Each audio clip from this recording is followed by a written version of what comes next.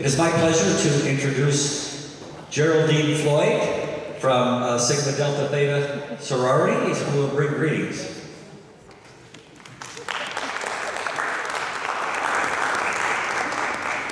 Good evening. Again, I'm Geraldine Floyd.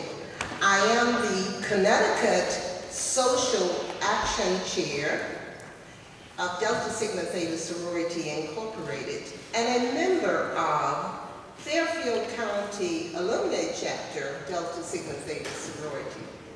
I am the chair for this town hall meeting. We have a committee. We call ourselves the Get Out the Vote Committee.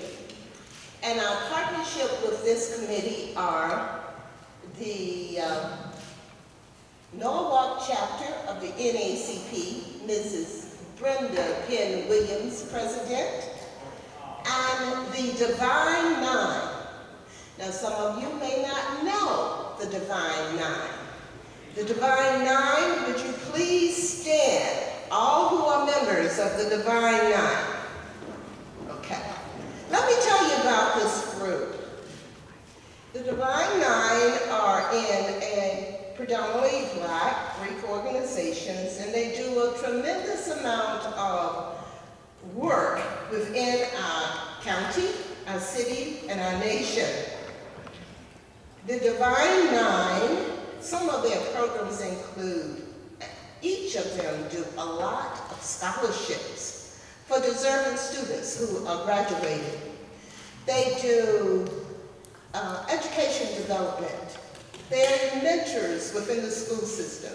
They do educational development. They do mental and physical health activities. And they do political awareness, what we are doing tonight. Thank you very much, Divine Nine. We started in May doing voter registration. And we have gone all over our county doing this. And the Divine Nine and the NAAC Norwalk chapter has been right there with us. As of today, we have 134 new registrants. And if any of you, thank you. Our goal is to at least do 200, 250. Because I think for our small county, that would be good. We are called the Get Out the Vote Committee, and again, comprised of those two units. I told you, we do voter registration. That's part one. Part two is tonight. This town hall meeting is voter education. What we want you to know as citizens, the issues which should be important to you for our state and our nation. So our moderator is going to pose questions to our candidates on those issues. So come November 6th, you will be well informed on how you want to vote. If time permits, within their 45 minutes, then we will take questions from you, the audience. Some, as you know, there's a busy time for the candidates. So we're going to stick with a balance of each doing their 45 minutes. But think about questions that you may have for them. And if time permits, I'm coming up with this mic and let you have a share at it. This is not a debate. This is a discussion. So the candidates will come on at different times. Congressman Hines first, and then nominee from the Republicans, Mr. Arora. So save your questions, think about what you're listening to, and we hope you leave a very informed group. While I have the mic, let me first thank Mayor Rilling for this beautiful venue we're meeting in tonight.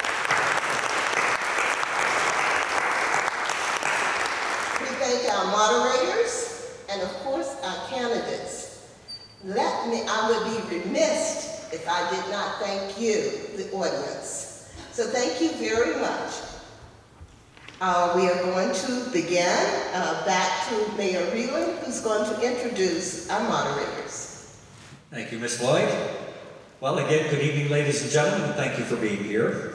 You've heard the format of the program, and we have two moderators here with us this evening. First, we have Senator Bob Duff, who is the Senate Majority Leader for the Connecticut Senate. And we have Shannon O'Toole-Girardurco, who is a former Common Council member. So first, we're going to be hearing from Congressman Himes, who will be asked now to give us a little bit about himself and address the crowd. So, Congressman Himes, welcome.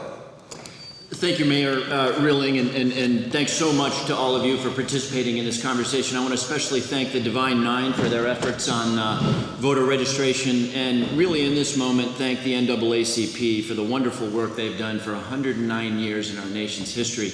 I emphasize that because yesterday was the 55th anniversary of the March on Washington, one of the seminal events that made this country a little truer to its guiding principles. And the NAACP, of course, along with any number of heroes, were absolutely essential to that march and all that came out of it.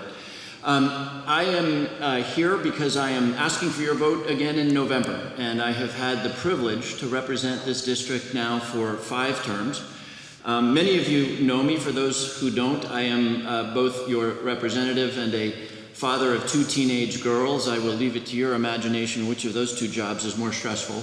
But I was a businessman for about a dozen years, spent about 5 or 6 years doing affordable housing, trying to rebuild communities that had been left behind through affordable housing and vibrant economic initiatives. And really these last 10 years in which I have represented you, I've tried to do 3 things. 1, foment economic growth in our area, and I hope we get a chance to talk about that, because when I was first elected and sworn in, this country was flat on its back economically. The economy had just contracted by 10% in that quarter. The Dow Jones, the stock market, which certainly doesn't speak for all Americans, was at about 7,000. And we went to work, and over a period of 8 years, through a whole bunch of efforts, we got this country's economy going again. We're going to have a lot of economic discussion. I feel very, very fortunate to represent an economically vibrant part of the state of Connecticut. We have our challenges in Connecticut, but population is growing in Fairfield County. We are attracting businesses like Henkel, like Pitney Bowes, which thought about leaving and chose not to, and any number of other businesses right here in Norwalk, like Datto, like Indeed.com, businesses who choose to be here. The second thing I've focused hard on is that probably no congressional district in the country, maybe there's 1 or 2, has as big a gap between the very fortunate for whom opportunity is right there for the taking and those who are born into different circumstances, who don't have nearly the opportunity. The difference in 1 zip code in Fairfield County can be the difference between an Ivy League school and a lifetime of huge opportunity and frankly winding up not graduating from high school in jail. And I've spent a lot of time thinking about the kinds of healthcare initiatives, the kinds of educational initiatives, the infrastructure we do to try to create opportunity in some communities that are right next to ours, just down the road, that don't have nearly the opportunity that some of the very, very fortunate parts of this district do. Lastly, and I'll just conclude on this note, since this forum is being sponsored by the NAACP, I didn't run for Congress so that I could spend time talking about whether the press is the enemy of the people. I did not run for Congress to have to spend time explaining to the President of the United States that when Nazis march and people countermarch, that no, there are not good people on both sides. I didn't expect to have to, in this country, in this day and age, have to make those arguments.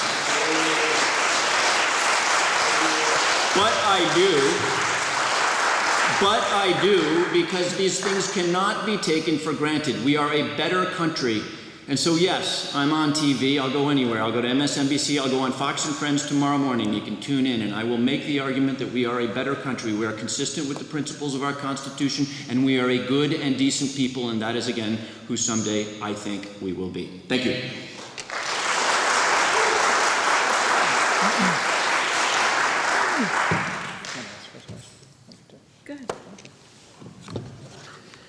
Good evening, everybody.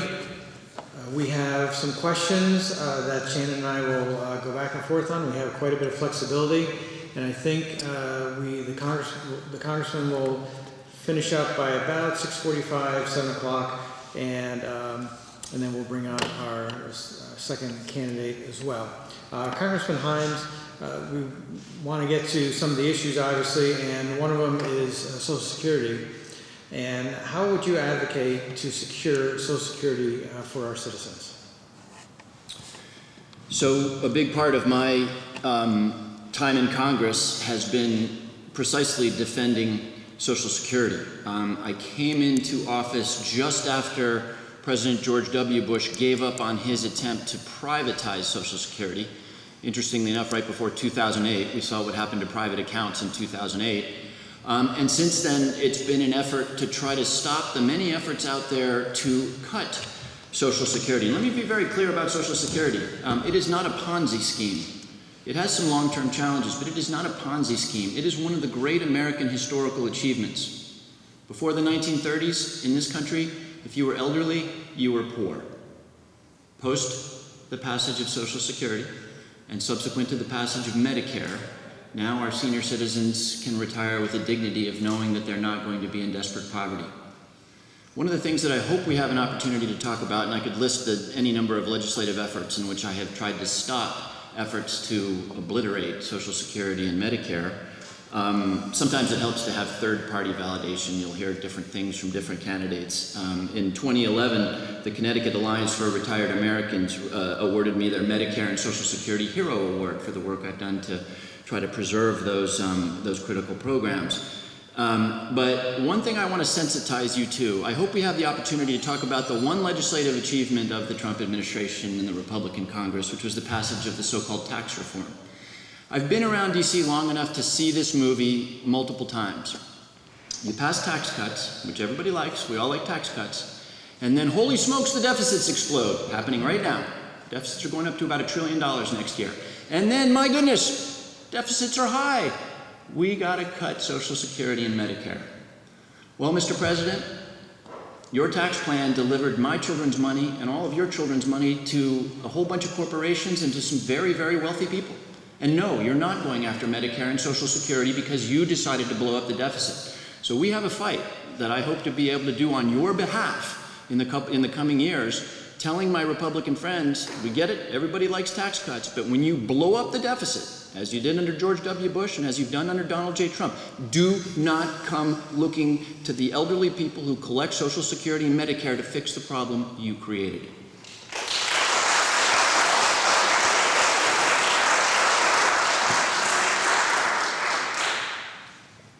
Congressman Himes, you touched on Medicare and Medicaid, which was listed as an issue, but perhaps you can go into, can there be bills passed to reduce the cost of prescription drugs?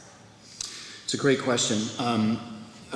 Prescription drugs are healthcare costs. I don't need to tell a crowd of people this. Our healthcare costs are rising 9, 10, 11% every year. And pharmaceutical costs recently are the #1 contributor to that. And in the interest of keeping the answer short, let me just say this. We are the only industrialized country that does not allow its government purchaser of pharmaceuticals to do what it could do in the free market, which is to use its heft, its volume purchases to negotiate good pricing from the pharmaceutical companies. This was part of the deal that was made back when Medicare was expanded in the George W. Bush administration. By the way, a great thing. I'll give George W. Bush credit for that. But part of the deal was that Medicare, which serves about 70 million Americans, couldn't negotiate with the pharmaceutical companies. So lo and behold, our drugs are a heck of a lot more expensive than they are just across the border in Canada or in Europe or in any other industrialized countries. So one of the things we need to do is let Medicare do what the Veterans Administration does, and what every other civilized country does, and allow Medicare to use its heft to negotiate volume discounts with the drug companies. Thank you, Congressman. On to Planned Parenthood, because that has certainly been an issue for many folks in a robust debate. What do you feel about Planned Parenthood centers? Well, let me start, before I get to the really hard issue around Planned Parenthood, let's start with what Planned Parenthood really is. Planned Parenthood is a community health center for an awful lot of people, many of whom are not here tonight, who have no other access to health care. So in Bridgeport and Stamford and Norwalk, elsewhere, there are women who have no access to primary health care but through Planned Parenthood centers. And they do things like HIV testing, breast cancer screens, training on sex ed that oftentimes our young people don't get in school. And yes, they provide abortion services. But let's remember that this is the sole source of health care for a lot of women who don't have a lot of options. On that basis alone, I will be and always have been a very, very strong supporter of Planned Parenthood. On the abortion issue, look, I get it. Some people in this room will not be happy about the fact that I have a 100% NARAL and Planned Parenthood voting record. And I understand where you're coming from.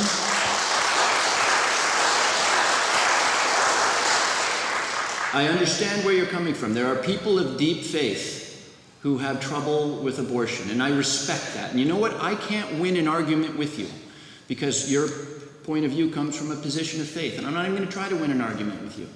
What I am going to say is I grew up in a household with a mom and 2 sisters, and I live in one today with a wife and 2 daughters, so I'm a little attuned to these issues. And one thing I know for sure is that this guy who wears a tie to work doesn't get to tell women what they can and can't do in their reproductive life.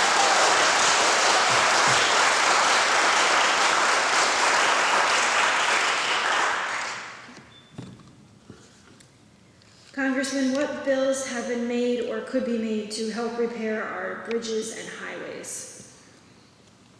Yeah, thank you. That's a great question, and I probably should have included infrastructure in my opening remarks because it's really, when I say economic growth, the other side of the aisle will say it's all about cutting taxes and cutting regulation, and let's talk about that.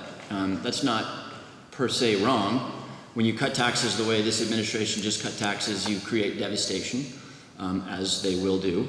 But that's not wrong. But when I go around to the businesses in this district, and I do it every single week, and sit down with the business leaders, they'll say, yeah, look, Connecticut's a high-cost place to do business. It is. People are expensive, rent's expensive, electricity's expensive, land is expensive.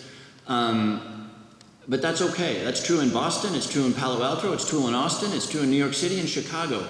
What is a huge problem for me is I can't get my employees to work.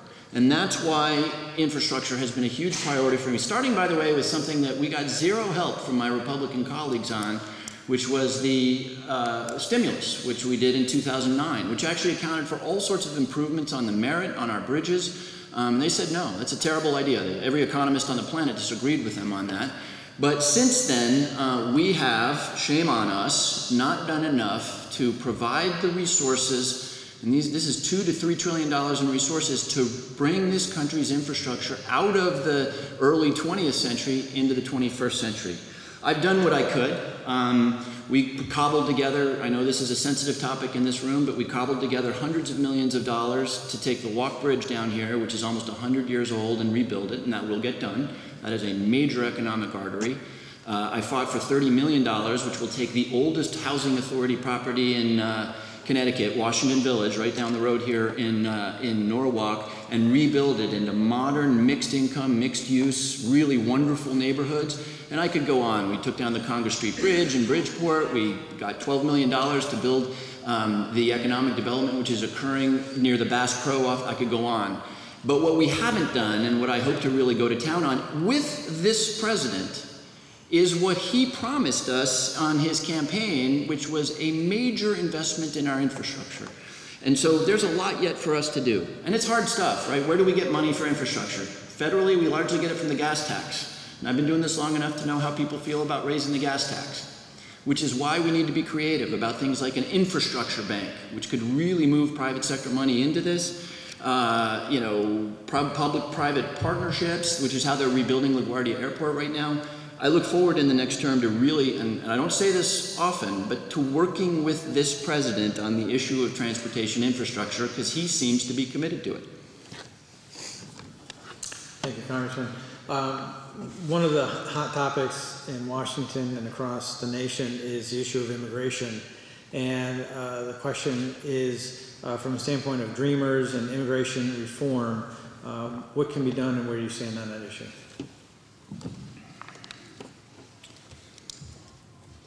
This is a hard one. It's a hard one because the answer is so clear and so out there for the taking. About 4 years ago, the Senate, with 68 votes, the Senate doesn't pass anything with 68 votes, passed a comprehensive immigration reform bill. Strong Republican and Democratic support.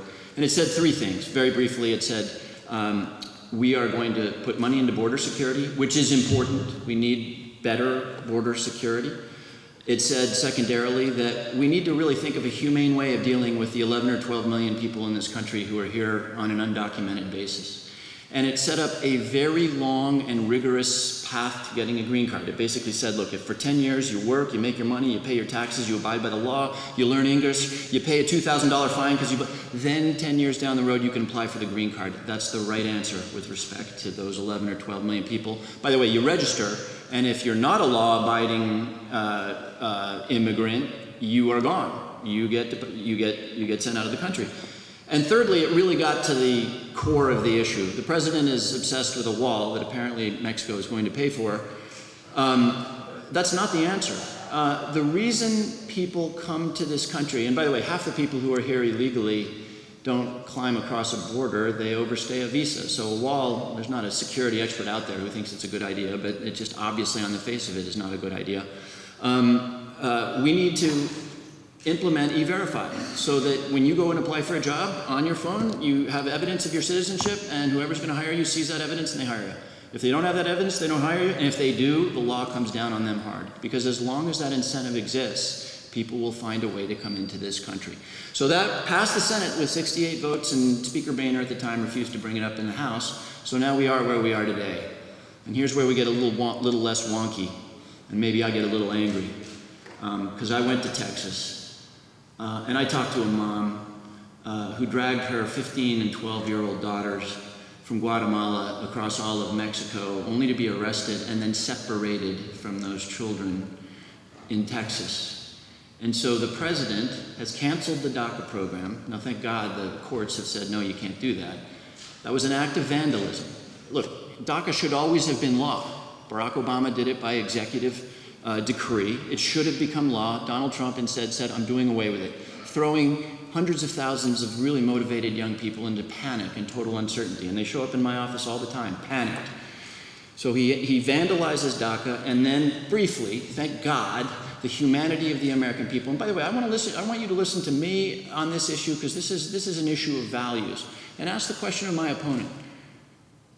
What the administration did, deciding it would separate parents from their young children, is a blot and a stain on this nation's history. And the fact that they tried to blame it on legislation,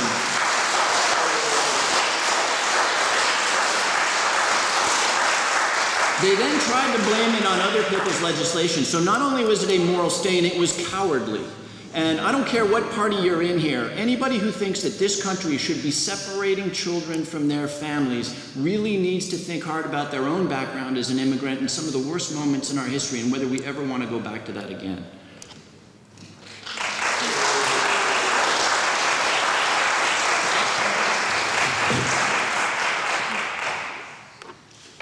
Another pressing topic that we face currently, after Sandy Hook and the threats we read about every week, can legislation be presented and passed for more gun control to include where guns can be purchased?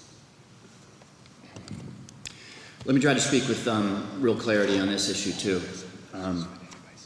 It's hard to do it unemotionally because, like all of you, I live within 30 miles of Sandy Hook. And all of us were pretty touched by what happened up there, and I think it lives with all of us. And the answer to the question, I listened carefully to the language, can legislation be passed? And the answer to that question is no. There is no amount of murder or mayhem or parklands or Sandy Hooks or Auroras that will move the United States House of Representatives to pass legislation which in no way, shape, or form interferes with anybody's Second Amendment rights, which is supported by 96% of the American public. Nothing will bring that legislation to the floor because the NRA owns too many of my colleagues. 96% of Americans support universal background check. Now, is that going to fix all of our problems? Far from it. Far from it. But if we pass a universal background check federally, everybody gets checked out to make sure they're not a terrorist, to make sure they're not a violent felon. That will reduce gun violence. If we can put some reasonable limits, as we have here in the state of Connecticut, on the kind of weaponry you can own, you know, I happen to believe that 10 rounds in a gun is probably enough, both for safety and hunting. If you can't be safe and hunt with 10 rounds, you probably need to do something else with your time. I also believe that it's not just a matter of gun safety. Look, we have, you know, my friends on the other side of the aisle who say we got to focus on mental health. Yes, we need to focus on mental health. Yes, that's true. 2/3 of the deaths in this country, 33,000 a year, 2/3 of those deaths are suicides. An assault weapon ban, as much as I support it, is not going to fix 22,000 suicides. So my point is that I support all of those things. A ban on assault weapons, limits on the kind of rounds you can have in a gun, and universal background check. But no, because the Republican Party has refused to do something that 96% of Americans want, it's not going to happen.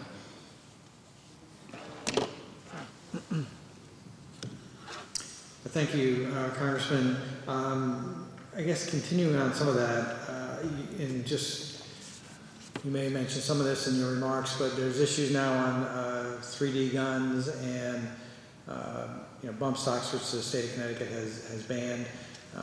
Where do you stand on some of those kinds of issues, especially as you know, states are grappling with those things, and should there be a federal policy over those? Yeah, and I should thank you, Senator. I don't know where the councilwoman is on these issues, but I should thank you for that ghost gun ban that Connecticut did pass, and I'm sorry that you were prevented from, you passed the bump stock ban, thank you for that, and you were prevented from passing the ghost gun ban. So bump stocks, as you know, you saw the carnage they affect when you saw Las Vegas on television. It turns a semi-automatic rifle into effectively a fully automatic rifle and does the kind of carnage that we saw in Las Vegas. A ghost gun is in some ways even more horrifying. We're right in the middle of this conversation now. It's about the information getting out there. Turns out you can 3D print a gun. Pretty soon that'll be relatively easy to do. Now, not only have you not had a background check, but it's quite possible that you made a lethal weapon in your basement and nobody knows that you have it. And worse yet, they can be made of plastic. So the magnetometers that protect me in the Congress and that protect the President in the White House or other public officials are now of no value. So I hope we can move forward in banning both bump stocks and ghost guns nationally.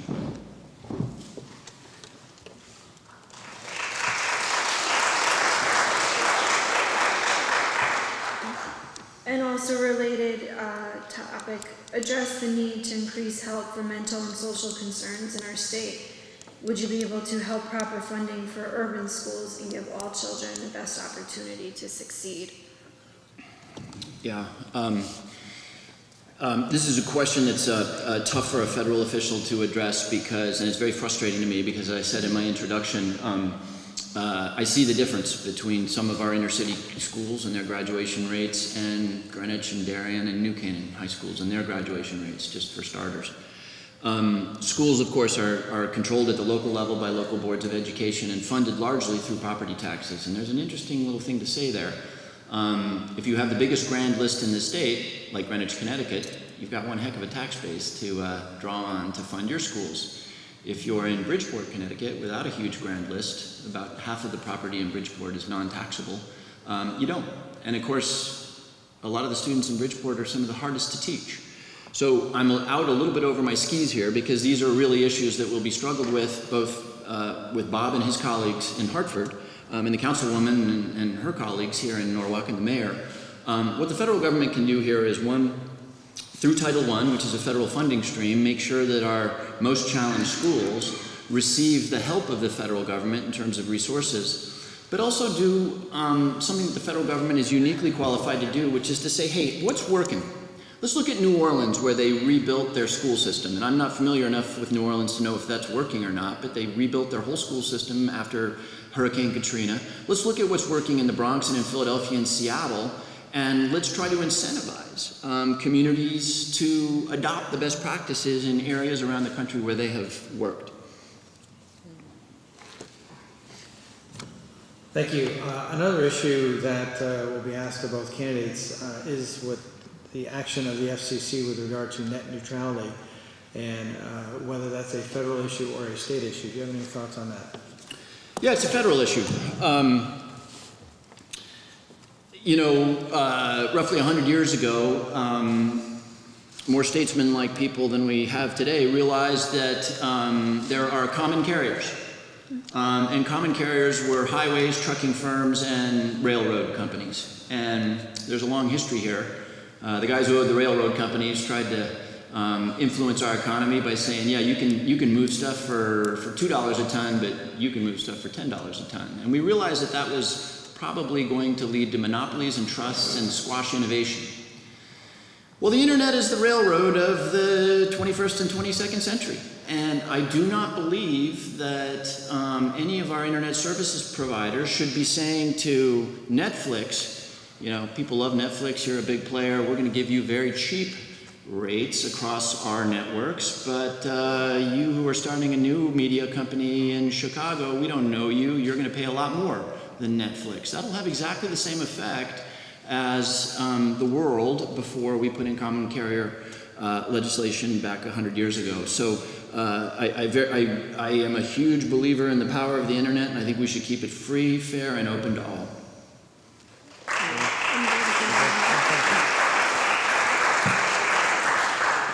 Okay, I think we have time for one, maybe two questions from the audience. Does anybody has a question?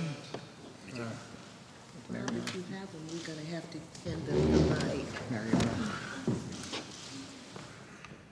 Any questions? I'm sorry. Okay, in the back. What is your position on the possible repeal of the Electoral College, and as to whether or not the popular vote should be determined to elect federal officials? Yeah, I would support popular election of the president.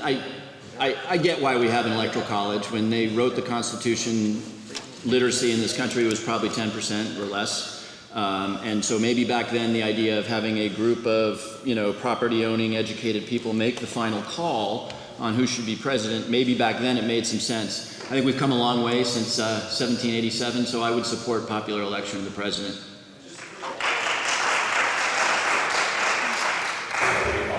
It's statistically reported that by 2030, about 70% of the United States population is going to be contained within about 17 states. And so, given the fact that that would leave 66% of the U.S. Senate within 30% of the population, do you think that maybe there should be some potential structural changes to our system of federal government in the next? Yeah, it's sort of the follow-on question. I mean, the Electoral College obviously gives a lot more power to big, empty rural states than it does to dense, more urban states. That's not an accident, by the way. And the Senate, I got to be a little careful here, I'm a House guy. As you point out, the Senate gives immense power to states of lower population. The 40 million people of California have 2 senators.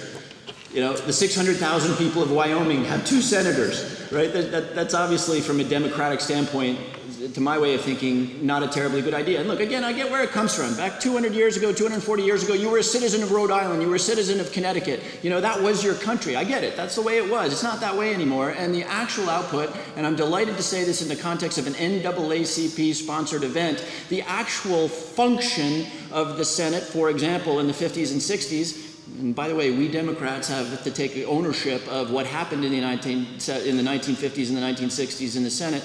It allowed a number of small states to use their senators, including, by the way, Richard B. Russell, to stop for a generation progress on civil rights in this country.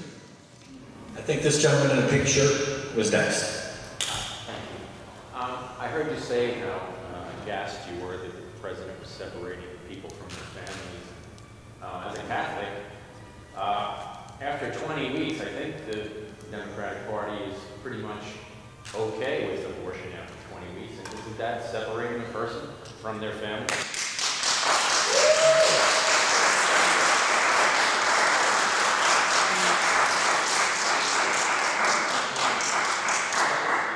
Well, the obvious difference is that when a woman gets an abortion, The obvious difference is that when a woman chooses to get an abortion, she is choosing to get an abortion.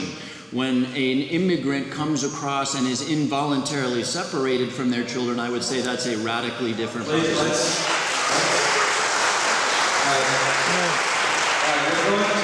Let me stop right here. Mayor, may I just very quickly, look, I think I set this up when I was talking about this issue. If you're a person of faith and you believe abortion is wrong, I respect that. I really do. And I'm not going to tell you you're wrong, but I am going to say exactly what I said before, and I'm going to be totally clear about this. A bunch of guys who don't have to carry a child to term don't get to tell a bunch of women that they don't have choices.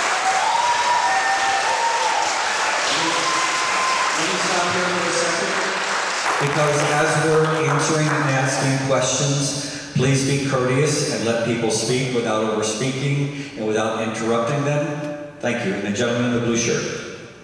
Okay. I have so many things to ask you. First off, I just gotta say, don't they separate families from people who break the law, who are citizens? Don't they separate the children? Also, but let's not get into that because you have so many things that you just either just demagogued or just totally misrepresented. Like name one. Well, let's see the 3D printer. The magnetometer is not going to pick it. Bullets still have to have the shells. So I don't know. If today. Well, wait. Today. No. Still. You think we're far from a plastic bullet? What? You think we're far away from a plastic bullet? The shell. The shell on the outside that needs to explode. But besides that, maybe that's why they call you Jim Do-Nothing Hines. What? But Let's be civil. We're going to be civil. The question is, shouldn't there be term limits? So this way we don't have professional politicians like you totally up there who are just demagogues. Shouldn't we have term limits? Well, fortunately, I'll say two things about that. And look, I respect your opinion. I'm quite conscious of the fact that not all of my constituents agree with my representation. I will say to you that I won't rule out term limits. Why? Because I take some faith in the fact that the single biggest demagogue in the last 50 years in this country is termed to 2 presidential terms, and if all else goes wrong, Donald Trump will be gone soon.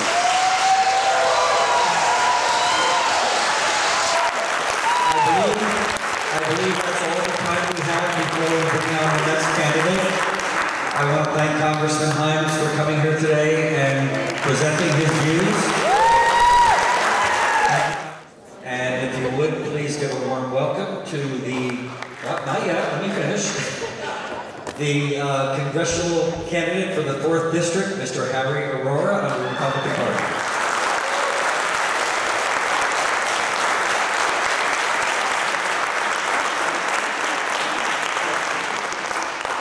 And we will start right in with our question. Yes. May have an opening session. Thank you very much. I thank each one of you for being here today. Thank you to Divine Nine and the NAACP for giving me this opportunity to speak to you. Now, as a challenger and as an underdog, my fear is that my ideas do not get light of day. My voice is drowned. And what you do today is give me a voice. What you do today is make sure my ideas are heard. And what you do today, by being here, you are making democracy work. Thank you. Thank you all.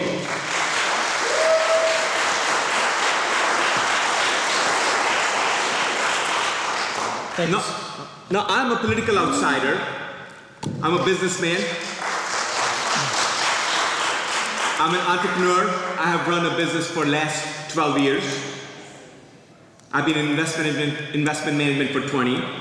I'm a family man. I'm raising 3 little kids, 12, 10, and 8, with my wife here in our district. I spent 8 years in Stanford and now 8 years in Greenwich. I'm an immigrant American. I came here to this country from India 25 years ago with nothing as a student. And with the opportunity I got to get an electrical engineering degree and 2 graduate degrees, one in business and one in public administration. And it is that opportunity and education which allows me to be here in front of you today and has allowed me to make something of my life from nothing. And I believe the reason I'm running is so that every American, every single person in our district has that opportunity.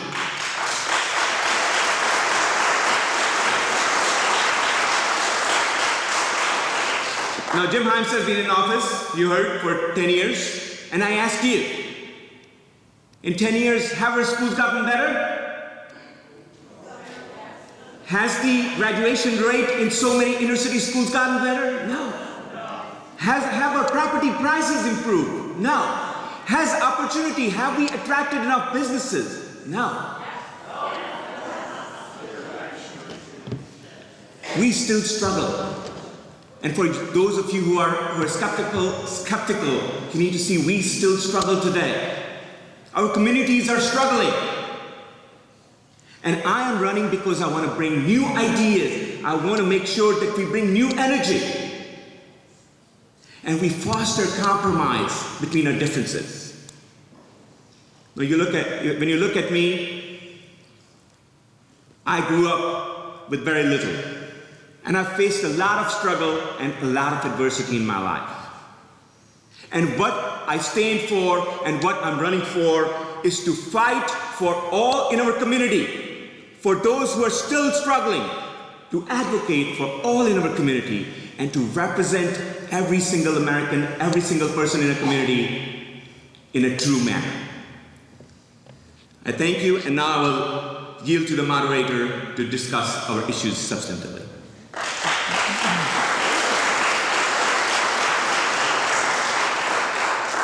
Thank you, sir. The first question is how you advocate to secure Social Security for our citizens. So now Social Security is one of the greatest programs, and as has been mentioned before, in the 7 decades it's been around, it has taken the poverty rate amongst our seniors from 40% to less than 10% and going down. And so we need to make sure our Social Security program is strong and is solvent for a long period of time.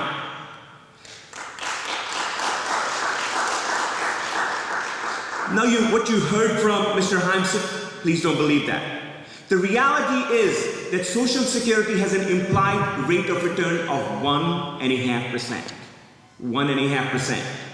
And if we keep at that rate, does not matter what you do, it is going to be very hard. And sooner or later, he will make a proposal to extend the age for receiving Social Security. What we have to do, and this is sound economics, what we have to do is make sure that the rate of return goes up. Normal pensions go for 6 or 7%. Connecticut pensions is 8%. We should at least have an internal rate of return of 2 or 3%. And if we do that, our program will be much more solvent, much more stronger. And by the way, we might be able to pay more. Right now there is a cap because we don't earn anything on that money. 1%. It doesn't even keep up with inflation. So yes, number one, our Social Security program should be strong and should be managed with economic principles which have worked forever and work in real world. Thank you.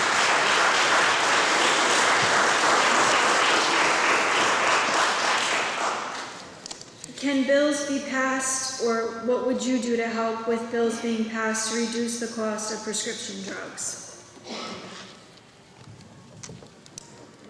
Now, I want to point out that the reason our prescription drugs are extremely expensive or more expensive is because we as a country are responsible and do most of the R&D and bring most of the new drugs and treatments to market.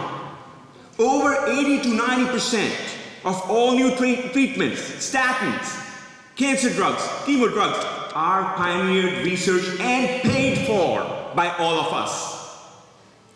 And what happens once they go outside of the United States? Either the intellectual property is stolen, or the countries pounce upon them. You can't sell this drug until you give it away. That's what happens. Now we have to make sure that the rate of innovation and the rate of discovery of new drugs improves, not falls off. But we have to make sure that no one steals intellectual property from our firms. And now when we stand up for it, we see our Mr. Himes basically go against it. We have to stand up for intellectual property, and we have to make sure that others also pay for the drugs just like we do. That would reduce the cost of drugs for everyone. And secondly, I do believe that there are some bad apples. I do believe that there are some firms which use unfair practices. I think there are laws on the books against fraud. And I do think we should make sure we go against them and ensure that no one is able to gorge or take advantage of Americans.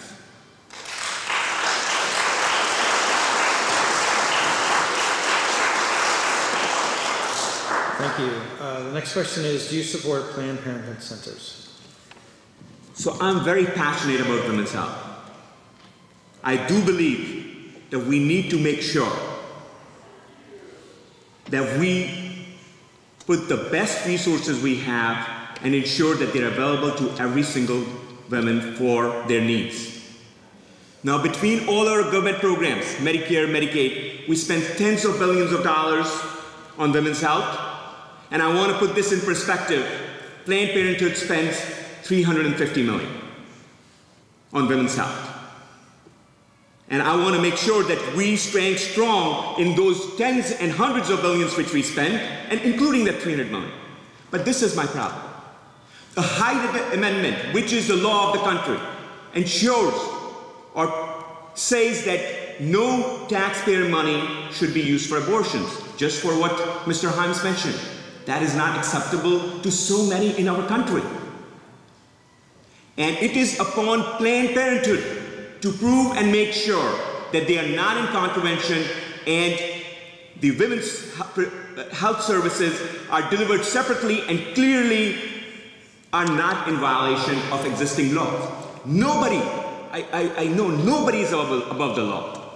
And we need to make sure that Planned Parenthood is allowed to do the services they provide which are under law, but they need to not use taxpayer money for abortions, and that is against the law. Thank you.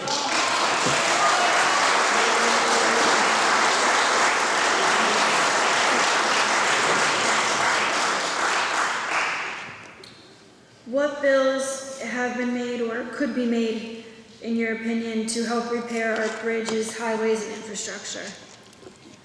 Thank you very much. I do believe that the most important thing for our community here in Fairfield is to have a strong infrastructure, to be able to move goods and to have commutes so that we can, our employers can benefit from that. Now here is where I want to make sure that we debunk so many of the myths here which have been said. Under the FAST Act, there is over $10 billion available for the train system. The Metro North and New Haven line, as we know, is the largest commuter rail line in the country. 40 million people ride that in a year, 40 million. It is a lifeline for our community. And how much does it get? Next to nothing. It used to get 50 million out of 10 billion. Now it's getting a couple hundred. We have to advocate for it. That has to be the priority. The money is there, but it is going to other jurisdictions. There was a project in Sacramento which is getting close to $1 billion. Why are we not getting enough money, federal money, to make sure that we modernize this line? As a matter of fact, we are so behind on the cars that I know many of you would have noticed that they don't have bar cars anymore. And you know why? Because they're so short of cars because they didn't order enough. So my point is that we need to invest, we need to advocate for our community, for us to make sure there is more infrastructure dollars, especially when they are available under federal law.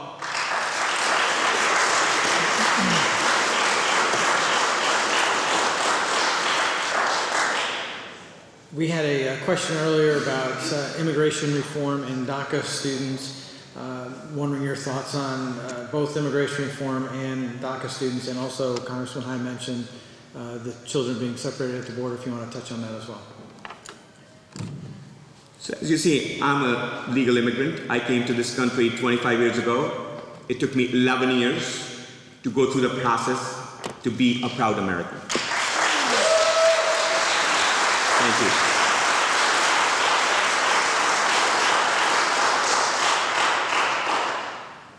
And I don't think it's right that we don't implement the immigration law at will.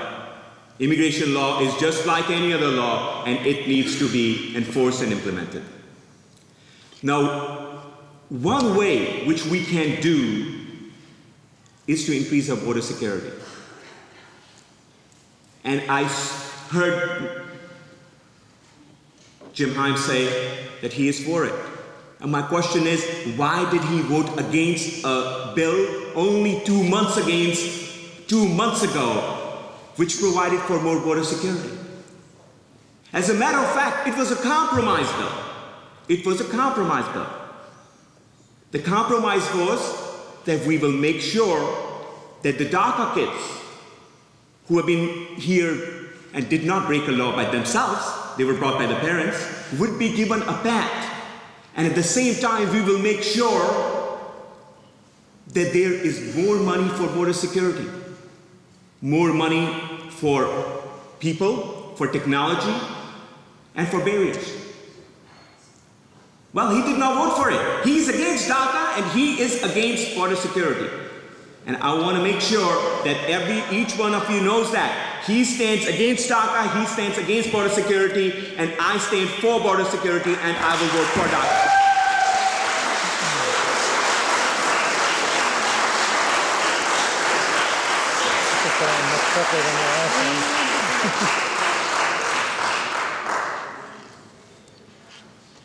Again, a question that we touched on earlier. Again, after Sandy Hook and the threats we read about every week, can legislation be presented and passed for more gun control to include where guns can be purchased? I think it's very important for us to make sure that guns are safe. I send 3 little kids to school every day, and I want to make sure that we have the right laws in place. I also want to make sure that we invest in school safety. We harden our schools. Now, guns, we need to make sure that guns don't go in wrong hands. They don't go in hands of criminals. They don't go in hands of people who are not mentally in a situation in the right place. And I think we want to make sure that there are strong laws, and these laws are there on the books, and they need to be implemented. But more importantly, and equally importantly, today we have no investment in school safety. We need to harden our schools. You can go in an office building, you can come in a town hall, and there will be much more security than if you were in a school. That is not acceptable. Why are we not advocating for more school security and school safety? This is extremely important. It's an important issue, and I think we are all on the same team here. We need to reduce violence. We need to make sure that our schools are safer and the kids are safe. There is no us versus them, and that's what I see them doing. That's what I see him doing, that saying there will be no compromise. There is no law which can pass because Mr. Himes has many times said that he wants to confiscate guns Australia style, and that is un-American.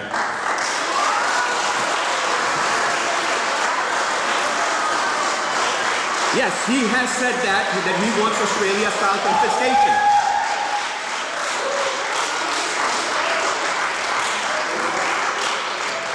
A question that I asked the Congressman, sir, had to do with 3D guns, banning them, and also bump stocks. How do you stand on those issues? As I've said, guns need to stay away from wrong hands. That is extremely, extremely important. That's right. Universal background checks, mental health screening. And if we think that we are going to leapfrog technology, that's not going to happen. I fully agree that we have to make sure that we don't get guns in wrong hands. And there's many ways to do it, and we have to make school security stronger. And I do agree there have to be appropriate laws to make sure that happens. In Connecticut, we have the strongest laws in the books. So from my perspective, I think what we're talking about here is taking an issue for political gain. So in Connecticut, we should be talking about school safety.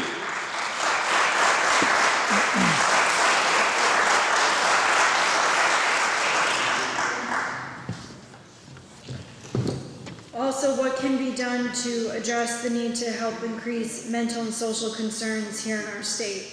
And how proper funding for urban schools be achieved to give all children better opportunities? Well, this is a subject I'm very passionate about, education. I sit here today before you because of the educational opportunity I received. I would be nowhere. I would be really nowhere.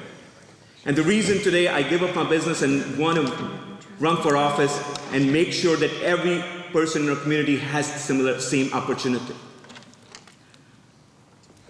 Now, when we come to education, I want to ask you that our graduation rate in many of our schools was in the high 60s. These are failing schools 10 years ago. 10 years have passed by. 10 years when Jim Himes has been in power and has been in office. Nothing has happened. Preschool access. I am a strong believer that good preschool makes good high school. I've done enough research and I strongly believe it. 10 years ago there was a patchwork. What has happened? Nothing. I have a plan to make sure that we have access for everyone. 10 years ago, colleges were very expensive. What has happened? It has become super expensive that today kids cannot afford to go to college. And these are 10 years when Jim Himes has been in office. So these are issues which are very important, but we need to take action. We need to problem solve. And as a business person, I am going to work to make sure that we find solutions, working between the federal government, between the state, and between local authorities. And the federal government has a mandate to make sure that there are no failing schools or failing schools make improvement. And that is something I intend to prioritize and make sure I spend most of my energy and time on, unlike our current congressman. It's an afterthought for him, sir. It is an afterthought. The next question is regarding to net neutrality. Do you believe that is a federal issue or a state issue? I want to first talk about debunk the myth which was mentioned earlier here, which is this, that if someone is watching an entertainment movie, it takes a lot of data, and there is another health emergency which takes a little bit of data, should there be different pricing? Should there be a different path? Everyone would say, yes, to save a life, let's give a better path. Rather than watching, which I think is a good entertainment movie. I'm not saying that that access should not be prioritized, but it should not be prioritized to important applications. So my point is, net neutrality is very often misunderstood. I do not believe that it is on the side of the consumer that it matters. Where it matters is to make sure that there is a HOV lane for HOV traffic, for emergencies. And I think we have to study that much more and ensure that we don't pass legislation and we don't make things worse. And we do want to make sure that the right ideas are implemented there.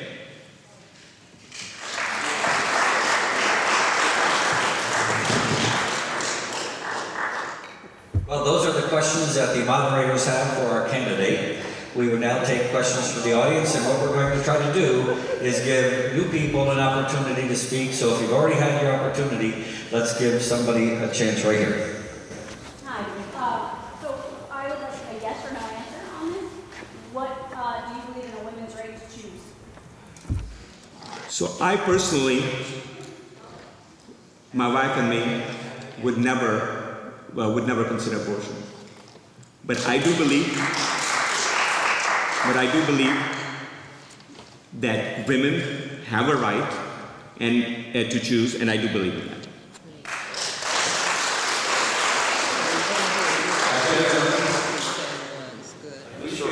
Thank you, and the panel. Thanks for having this tonight. My question goes back to a question you had about the Electoral College. I understand from Federalist Papers and studying history that this was established to guarantee minority rights of small states. The founders thought that Virginia, with too many people, would steamroll the country, and you know what, they were right? The country grew to 50 states, 7 territories, we can grow more. So this whole thing was founded in the idea of minority rights. Now, I've already heard established from some commenters and Mr. Himes that he doesn't believe in that. Do you believe in minority rights in the Electoral College? Thank you. Thank you very much. I believe in Electoral College, and I believe in the Constitution of the United States of America.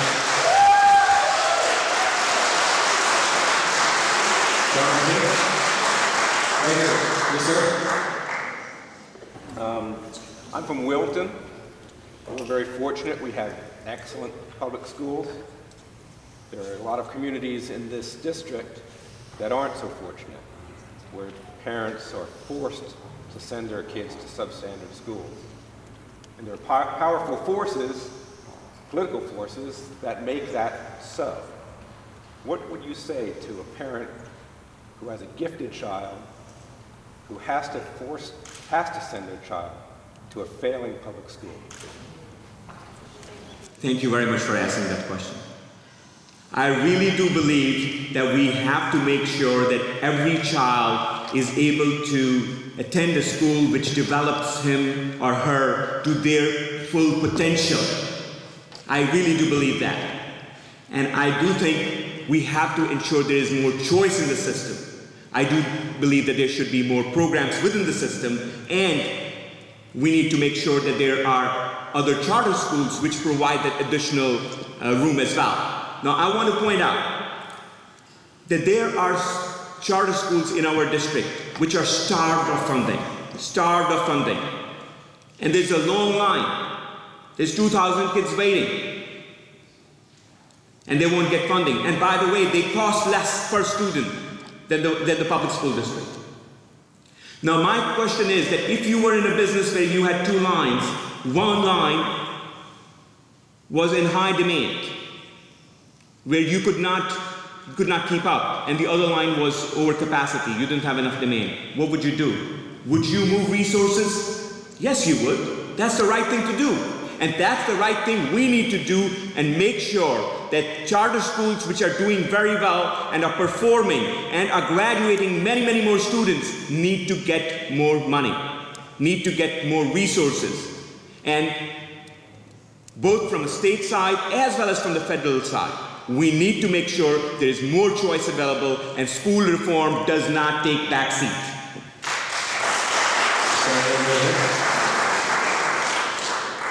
I would like you to give the President of the United States a grace, please. Well, let me tell you something. It's always about policy, policy, policy. The TCJA, the Tax Cuts Act, which Mr. Himes did not vote for, which he says is basically putting money in the pockets of, what did he say, rich companies. Yes, so in that policy, his grade is A. Because that is, we have to go policy by policy. Here, we are not, this is not school card, this is the United States of America, and we want to make sure that we follow good policy. So that law is going to create is going to, over the next decade, is going to create more investment. That law over long periods of time is going to ensure that our rate of growth, which was languishing below 2% real and below 2.5% nominal, will go to over 3% real and over 5% nominal. And believe me, let me finish. Believe me, the 5% growth on a nominal basis will solve more problems and give an opportunity to most vulnerable in our society. Believe me that economic growth will help all Americans and will make sure that we have more jobs, we have more opportunity, we have more investment. And that's what this law is going to do. All right, we're going to have time for 2 more questions. I'm going to ask this gentleman first and this gentleman second. Thank you. Mr. Arora, I live about 3.5 miles from here, and on the way down, I think I saw about 300 for sale signs. Every time I see that, I think Jim Himes should answer questions about what he's done and hasn't done in his 10 years to keep that from happening. So I have that question. I'd like, in spite of some of the questions I've heard tonight, I think the #1 issue with everybody I talk to is the economy, jobs, and taxes. So I want to get your thoughts on that concise issue. And #2, I want to know why the congressman hasn't decided to debate you, like an incumbent congressman. Thank you. Thank you. Thank you. Thank you so much.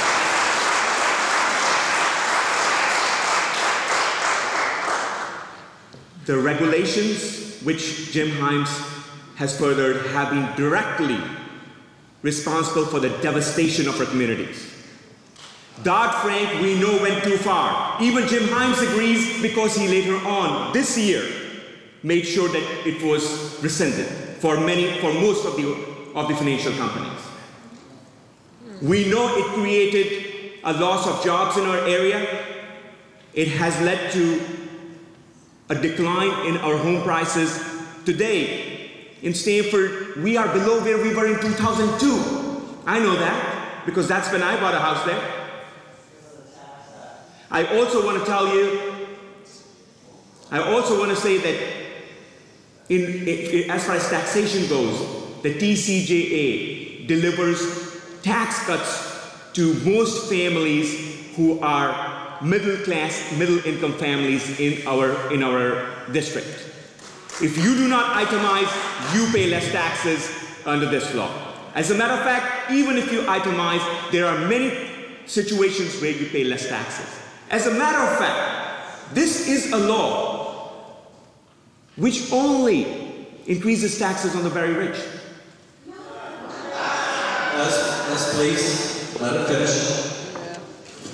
Because the only way you pay more is if you have a house where your property taxes and your local taxes are intense, if not 20 and 30, 40,000. So I don't know what your definition of rich is, but if somebody is making 6 or 7 figures, I would say that's where this tax hurts. If you are making less than 6 figures, this tax helps you.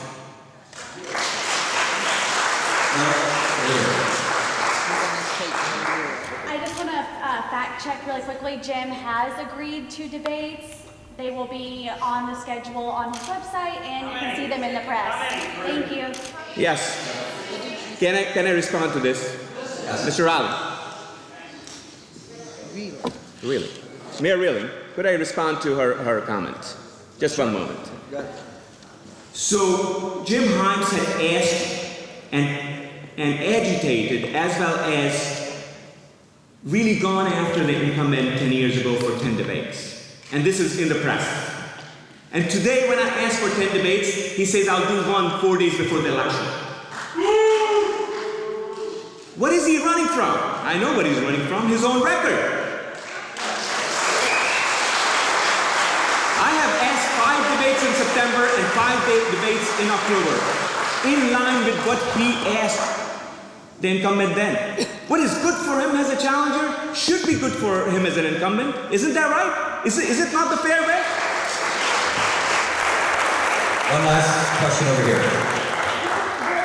Really quickly. It's not a debate. I'm sorry. One more question. All right, please. We're going to control this. Nice to be civil. We're all here. Please, we all have our opinions, we all have our thoughts. Let's be civil and respect those differences of opinions. Right here, this gentleman. You know, one thing I will say, I believe that 83% of the handouts in the tax bill went to the top 1%. That was just my perception of it.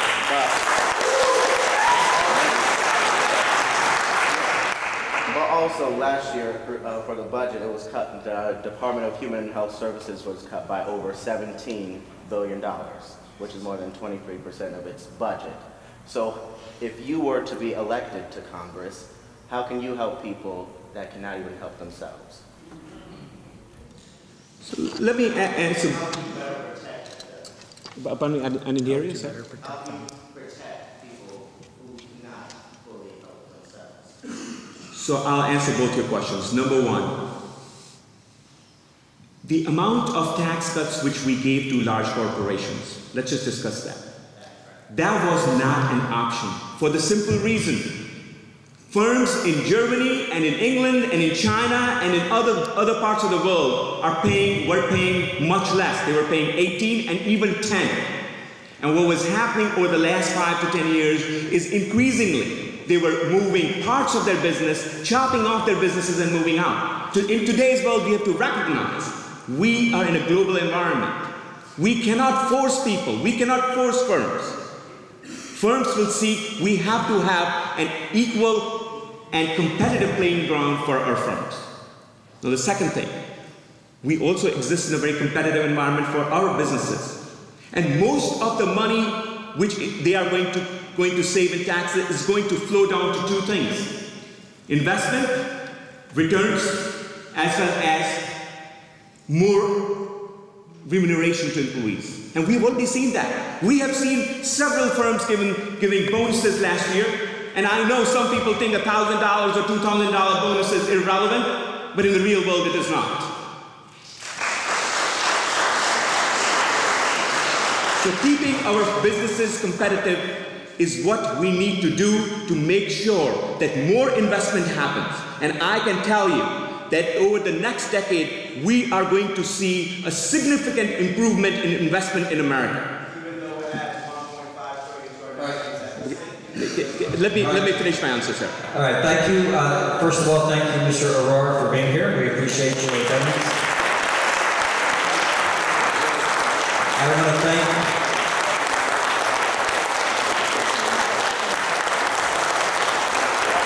the NAACP.